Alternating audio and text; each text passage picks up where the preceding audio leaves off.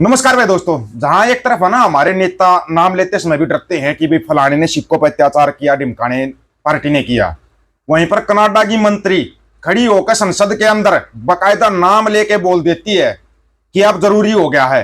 दूसरी तरफ तमिलनाडु, सबको पता तमिलनाडु के अंदर बीडीपी है, एक बहुजन द्रविड़ पार्टी जो कि सिखों की पार्टी है। तकरीबन तकरीबन लाखों तमिलनाडु के लोग ना सिक्खी में आगे हैं, लाखों लोग। पता आप लोगों को अभी तक पता ही नहीं होगा। और उन्होंने बिल्कुल खुल के बोल दिया कि बस भला थोड़ी सी शांति रखो, हम राज करने वाले हैं, हमारा खुद का राज होगा। अगर आपको तमिल समझ में आती होगी ना तो ये लो आप सुन सकते हो।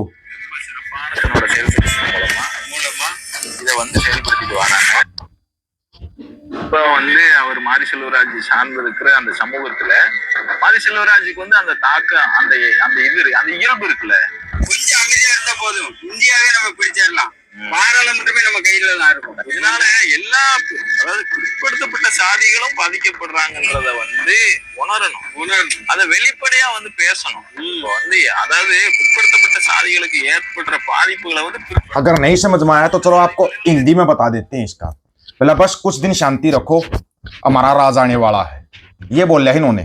जो बीडीपी वाले ना, बहुजन द्रविड़ पार्टी वाले, इन्होंने यही बात बोल ली है, बोला बस कुछ दिन की शांति रखो, उसके बाद हमारा राज, खुद का राज आने वाला है। तमिल समझ में नहीं आई होगी कुछ भाइयों को, इसीलिए बता रहे हम। लेकिन जो कनाडा की मंत्री ने किया है भाई, ये तो गजब ही हो गया। ऐसा तो आज तक आपने कहीं देखा ही नहीं था।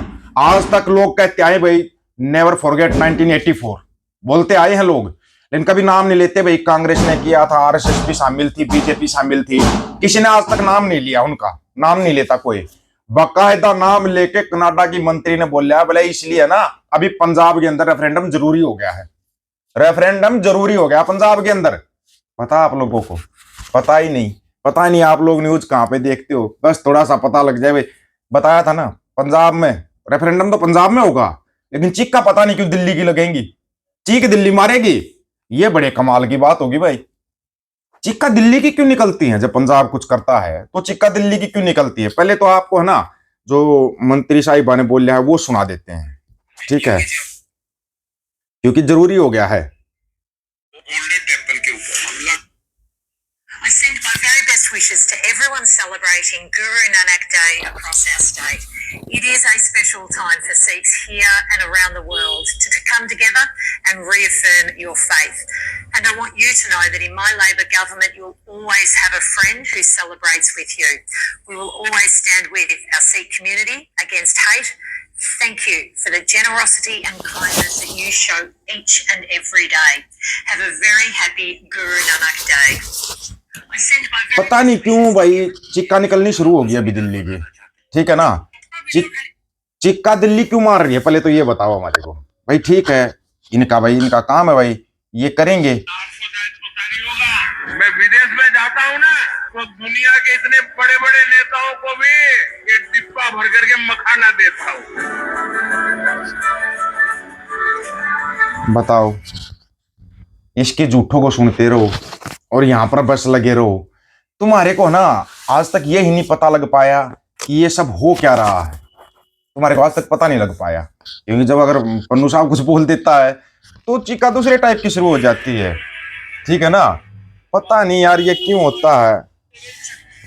12वीं जमात च पढ़ता सी ते बीएसएफ कमांडेंट ओदे विच ट्रांजिस्टर रेफरेंडम का पर्चा कि भारतीय कब्जे वाला पंजाब आजाद मुल्क खालिस्तान होना चाहिए, फिर चिक्का मारने लग जाते हो।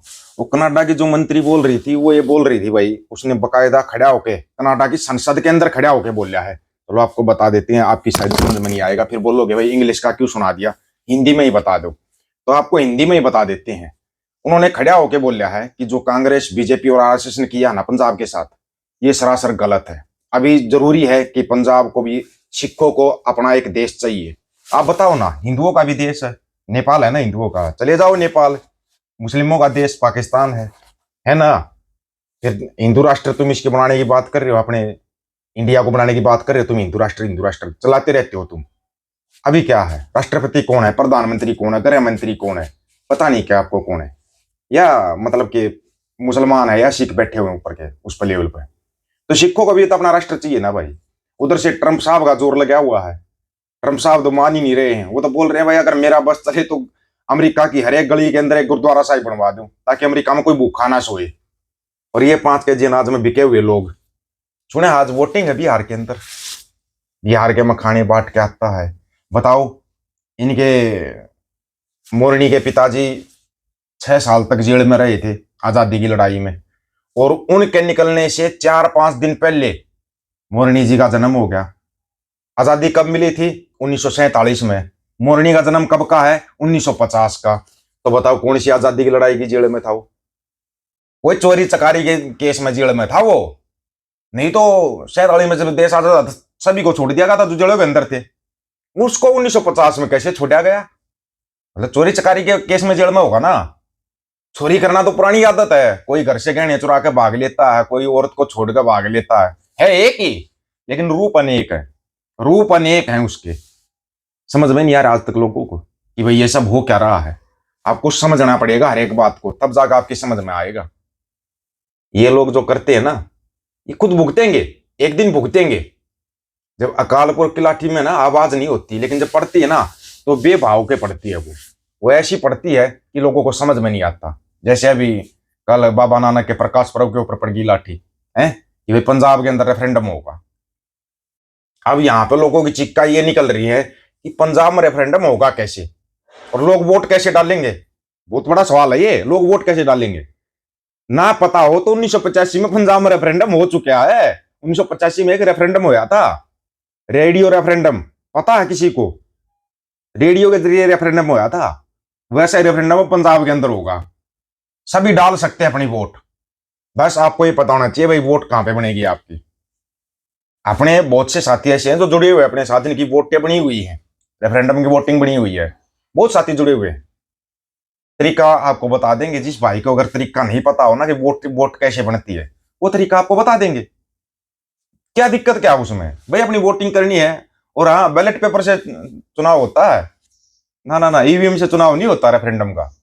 ईवीएम तो मानते ही नहीं, विदेशों में ईवीएम को मानते ही नहीं, क्योंकि वो अनपढ़ है।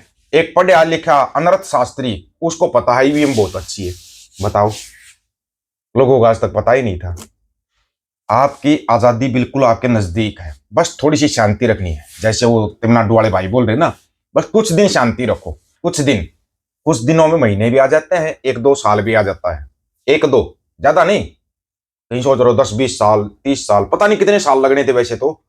लेकिन मोरनी ऐसा आया कि मोरनी ने इतना वो किया कि बड़ी फास्ट हो रहा सारा का सारा काम। UNO, NATO, America, Canada, Australia, Japan, सब तो आपके साथ खड़े हैं। सभी आपके साथ खड़े हैं। लेकिन अगर आपने जल्दबाजी कर दी, जो 1947 में गलती की थी वही गलती कर दी, तो फिर दिक्कत आ जाएगी, फिर समस्या में पड़ जाएगी बात। तो पहले तो अपने लीडरों को पहचानो कि आपका लीडर कौन है। बोलते हैं ना लीडरलेस पंजाब, नहीं है लीडरलेस पंजाब। पंजाब के अंदर लीडर हैं, बहुत अच्छे अच्छे लीडर हैं। नहीं तो जितने भी अपने नियंग जथेदार साहब हैं सारे के सारे बहुत अच्छे लीडर हैं। बस आपको अपनी आंखें खुली रखनी है। अगर आंखें बंद कर ली या आंख बंद करके किसी पर विश्वास कर लिया तो वही 47 वाली कहानी हो जाएगी। आप लोगों की क्या राय इसके बारे में राय रखना, आपकी राय का इंतजार रहेगा। सभी साथियों को राम राम, नमस्कार, आदाब, सत श्री अकाल। वीडियो को ज्यादा से ज्यादा शेयर, चैनल को सब्सक्राइब, बेल आइकन को जरूर दबाना दोस्तों। ऑफिशियल दीपक फौजी यूट्यूब चैनल, बात हक और सच की करेंगे। हक सच की बात हम करेंगे। वीडियो को शेयर करने की जिम्मेदारी आप लोगों की है। गज के आखो, वाहिगुरु जी का खालसा, वाहिगुरु जी की फतेह।